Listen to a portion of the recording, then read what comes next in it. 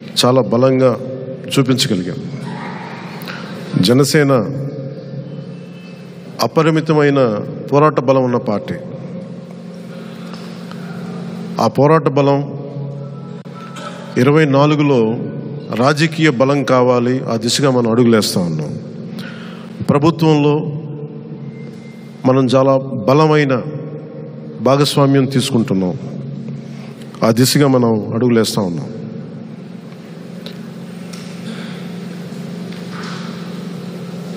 ప్రత్యేకించి ఇక్కడ మనకి ముఖ్యంగా జనసేన ప్రస్థానం గురించి మాట్లాడుకుందాం.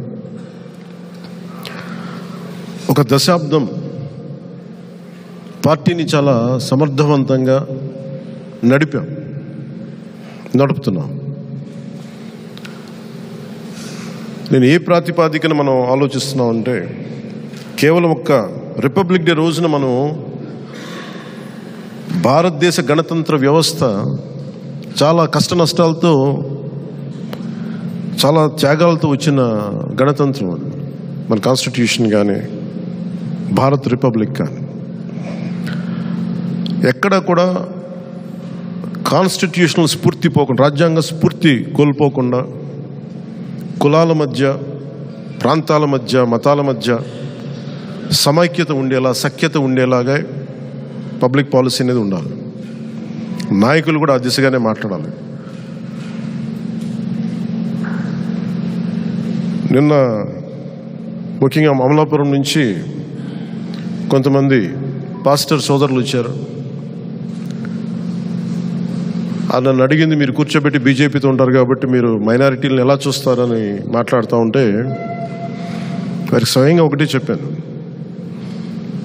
నేను అన్ని మతాలని చాలా సమానంగా గౌరవించేవాడిని.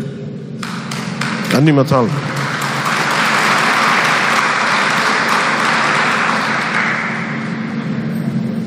సెక్యులరిజం అనే పదానికి నేను కొన్నిసార్లు మాట్లాడుతున్నప్పుడు